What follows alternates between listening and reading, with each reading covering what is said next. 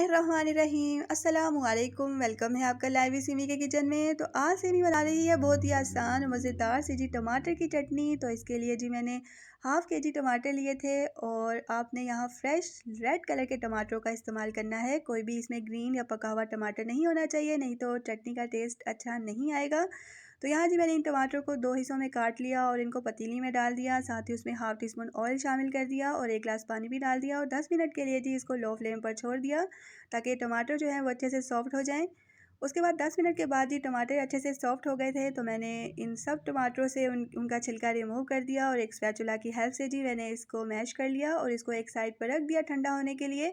तो अब ये टमाटर की चटनी है, तो इसके लिए एक मज़ेदार सी हम ग्रीन चटनी तैयार करेंगे। तो इसके लिए जो मैंने ब्लेंडर लिया और उसमें 1 टेबल स्पून जी कोकोनट डाल दिया, 4 से 5 जवे लहसुन के, 7 से 8 बादाम, हस्बे ज़ायका नमक, हाफ़ कप पुदीना, हाफ़ कप ही जी मैंने इसके अंदर हरा धनिया ऐड किया है और 3 से 4 हरी मिर्चें भी ऐड कर दी और हाफ़ गिलास जी पानी डालकर जी इन सब चीज़ों को अच्छे से ब्लेंड कर लेना है। और यहाँ जी हमारी मज़ेदार सी ग्रीन चटनी बनकर रेडी थी। तो अब जो हमने टमाटर मैश करके रखे हुए थे वो ठंडे हो चुके थे, वो हमने ब्लेंडर में डाल देने हैं और साथ ही 2 टेबल स्पून इसमें लेमन जूस ऐड कर देना है। आपने ज़्यादा देर ब्लेंडर नहीं चलाना, नहीं तो टमाटर की बिल्कुल ही पेस्ट बन जाएगी। और यहाँ जी मज़ेदार सी हमारी टमाटर की चटनी बनकर रेडी थी। तो अगर आपको ये रेसिपी अच्छी लगी है तो लाइक करें, शेयर करें और सब्सक्राइब करें।